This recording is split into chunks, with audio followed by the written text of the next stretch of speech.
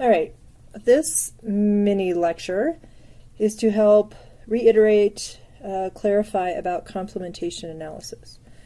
And so we do complementation analysis when we have mutants that show a similar or same phenotype, and we want to know, are the mutations that cause this flower and this flower, in this case to have 5 petals as compared to the wild type, are those mutations in the same gene, right? So nothing that special, right? You got a mutation maybe in one part of the gene and a different mutation in another part of the gene, messing up the protein, you get the same phenotype. Or are these two mutants derived from mutations in different genes, which might indicate a pathway? So the whole point of doing complementation analysis is to figure out if these mutations, sorry, I keep hitting the button, are in the same gene or different genes. From that, if you have a large set of mutants, you can start to determine how many genes are responsible for the wild type phenotype. Because every time you mutate one of those genes, you get a mutant phenotype. So let's look at how this works. So a complementation test means that you cross two mutants and you analyze the offspring. And the question you're asking is, oops, are the offspring wild type or are they mutant? Because that tells you about the two mutations you're looking at. Right?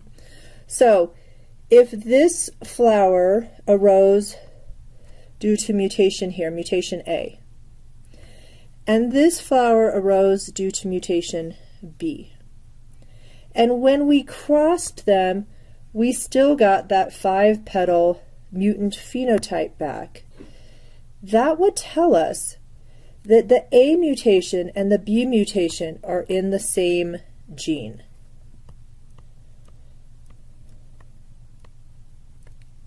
And what we say is that there's no complementation. Okay, they haven't complemented each other to get wild type back. And we'll look at that in the next slide. So again, a complementation test is when you cross two mutants that have the same phenotype and you analyze the offspring. And the question is, do the offspring look like the mutants or do they look like the wild type? If the offspring have the mutant phenotype, then these two mutants that you're looking at, these two mutations, are in the same gene because you're getting the same phenotype back. On the flip side, the other possibility is that these two mutants are caused by mutations in different genes. We do the exact same complementation test because we don't know this about the chromosomes, right? And if when we cross the mutants, so we cross mutants, two mutants, if we get the wild type back, which in this case is a 3-petal flower, we say that complementation has occurred. We now have complemented the mutants and gotten the wild type back. And what's happening on the chromosomes is that these two mutations, mutation A and mutation B, are at different loci, different genes. So remember that on a chromosome, okay, this blue is a chromosome, each gene has a distinct location, okay, or a locus. So this is locus A and locus B. And it's just like a street address. Okay. So this might be your house, this might be the neighbor's house. Right? And what's happening in this cross that we can't see, but this is what the results tell us, is that there is a mutation in gene A, and this guy has a mutation in gene B.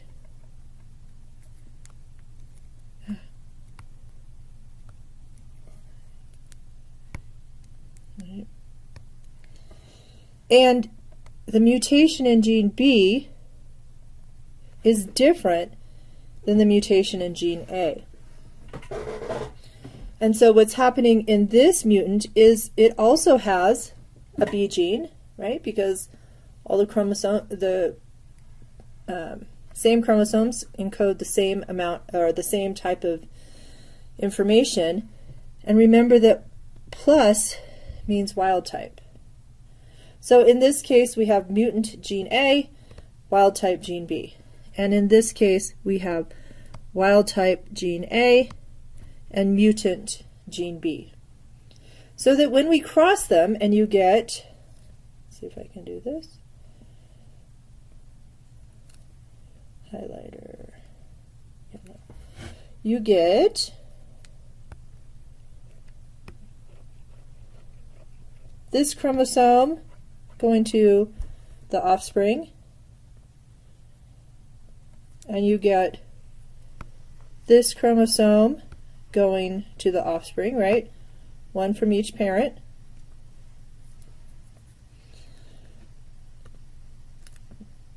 What's happening is that now we have wild type for A and wild type for B, and they dominate over the mutant, and we get wild type phenotype back.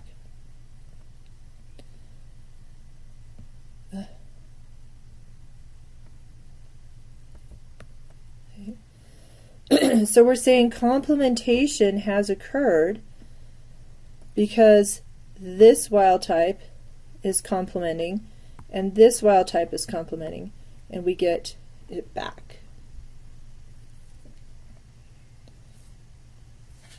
So for complementation analysis, you have to have mutations that are recessive so that wild type, which is plus, dominates.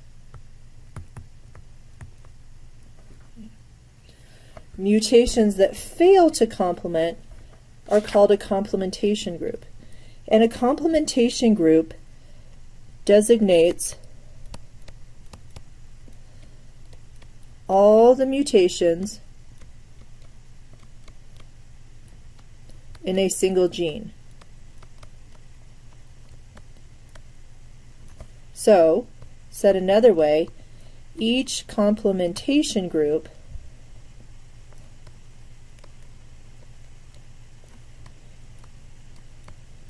represents one gene. And what we're saying is these groups complement each other to get wild type back. So, when you're analyzing this, remember that this represents mutant cross mutant. Okay, so they've named, their mutants colors: apricot, brown, buff, carnation, cherry, etc. So, makes sense. When apricot is crossed with apricot, they're the same mutation. You get a negative sign, which means you get mutant offspring. So they didn't complement each other, which makes sense because they're the same mutation. When apricot is crossed with brown, plus means you get wild type offspring, which is telling you that the mutants are on different genes. You get wild type back. Since they're on different genes, they're in different complementation groups. So apricot is in one, brown is in a different one. And what I do is I go across the lines, you can go down, and I say, okay, what about apricot and buff? Well, apricot and buff still give me the mutant offspring. So apricot and buff must have mutations in the same gene, therefore they are in the same complementation group. And you work your way through the chart. For some people, whoops, it's easy to look down, and all these pluses mean that vermilion doesn't complement with anyone. Or I'm sorry, let me say it differently. Vermilion complements with everyone, so it's in its own group. Because its mutation can complement apricot, and its mutation can complement brown, and its mutation can complement buff. So its mutation is in a totally different gene than all of these guys. Okay. As you work through, what I always do is I go for all the negative signs, and as I come across a negative sign, I put all those mutants in the same group. Okay. And when you get plus signs, you have to figure out, do they belong to a different group or are they on their own? And what you come up with is a number of groups. So in group 1, we have 1, 2, 3, 4, 5 mutations in the same gene.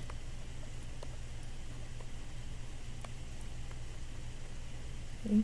And if you look back at the table, apricot cannot complement buff or cherry or coral or white. They're all negative signs because they're all in the same gene. They're all mutations of the same gene. But apricot and carnation can complement each other.